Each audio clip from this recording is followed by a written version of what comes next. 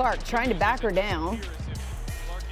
Sheldon, that was Clark, hitting her in the face. Clark is upset about that. Then everybody's upset about that. Marina Mabrey comes in. I thought we were physical on defense. I think that's where we lacked in the first half. I think the first half we had, we were up 10, we're up 8, we're up 12, and we continue to just let them back in the game. That's exactly what I did at the rest of the third quarter. I made all 3 free throws, and then it was a tough 3.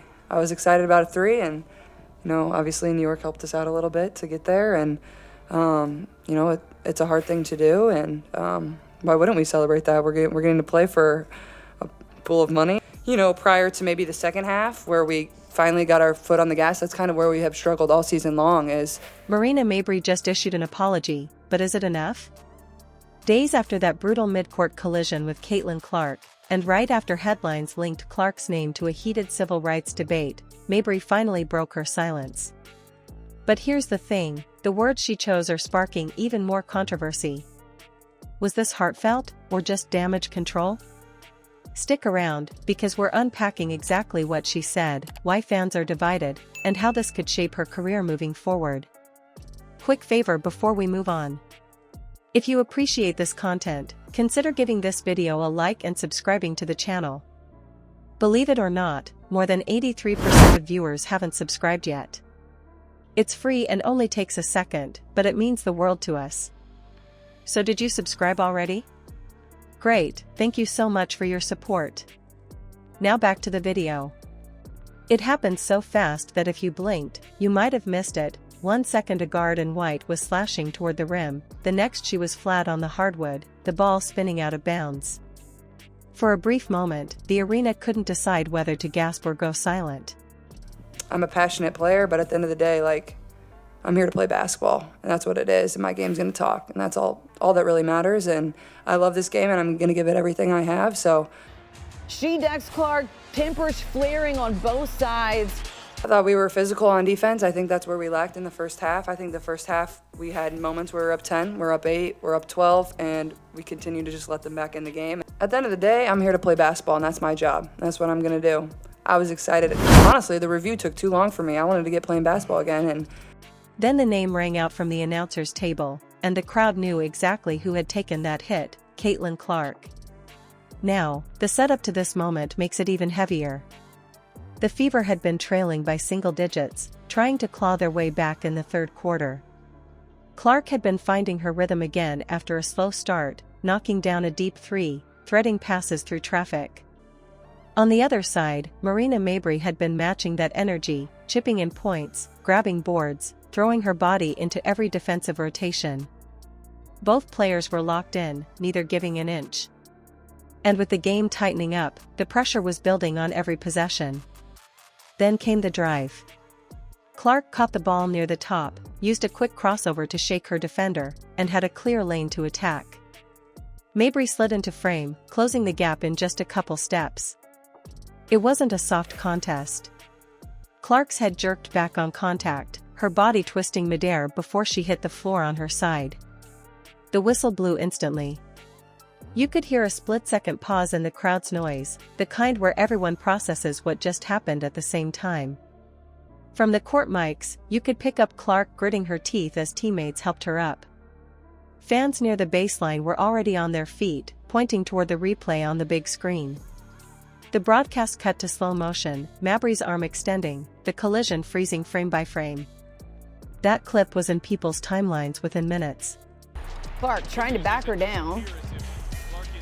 Sheldon, that was Clark, hitting her in the face. Clark is upset about that. Then everybody's upset about that. Marina Mabrey comes in. That's pretty fun, and you're competing to win a trophy. It's an extra game for us to get better as well. So obviously we celebrated it, and we're proud of that. And honestly, I got to give our crowd a lot of credit too. I thought they were tremendous. They're cheering for us. They had our back. And different camera angles from fans in the lower bowl started spreading online, all showing that fraction of a second when the contact happened. Now here's where basketball brains started debating. Some argued Mabrey was stepping in hard, aiming to disrupt the drive, and just misjudged the spacing. Others swore it was a clear body check with no play on the ball. On the post-game panel, one former player said, "That's playoff-level physicality." The problem is, this isn't the playoffs. Another countered, you can't punish someone for competing. If you let Clark walk in for a layup, your coach lights you up. She's back in action. Good to see her. Saturday, 7 threes, average distance of 21.8. I think our focus, though, turns now to this West Coast swing in 3 games, and how are we going to continue to stack getting better and better and better. We've put 2 good games together, but... Take another look as we try to figure out what exactly went down. So you see her get hit in the face. J.C. Sheldon doesn't like that, and everybody on the team doesn't like it. That's exactly what I did at the rest of the third quarter. I made all 3 free throws, and then it was a tough 3. I was excited about a 3, and... The officiating crew called it a common foul, not flagrant, which only fueled the split reactions. Those who thought it was too much contact saw it as proof the refs don't protect star players. Those on Mabrey's side said if the league starts calling flagrant fouls here, defenders will get scared to contest at all. And because this was Caitlin Clark, someone whose rookie season has already been under a microscope, people weren't just talking about basketball mechanics. In the days after, the footage started showing up in places you wouldn't expect. Debate shows were using it as an example of how women's basketball is getting more physical.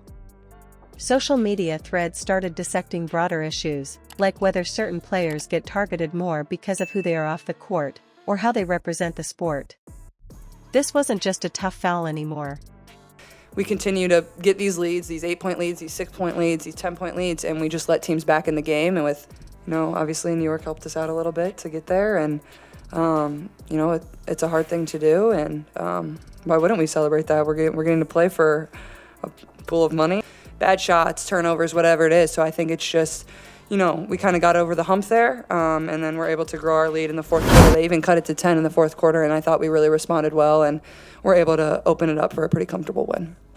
Prior to maybe the second half, where we finally got our foot on the gas, that's kind of where we have struggled all season long. It got linked to conversations about treatment, respect, and even identity in pro sports. One fan thread that went viral laid Clark's collision side by side with another physical play from earlier in the season, then shifted into a discussion about societal biases and double standards. Somehow, the hit was now being mentioned in the same breath as a freshly published article on civil rights in sports, a piece that didn't name Mabrey, but made points that fans connected right back to this moment. By then, even people who hadn't watched a single Fever game were weighing in, picking sides based on a 12-second clip. What happened at midcourt had spilled well past the bounds of the box score. And just like that, it wasn't just about the foul, or even the game, it was about everything the game seemed to represent. That link to the civil rights conversation was about to take the entire sit.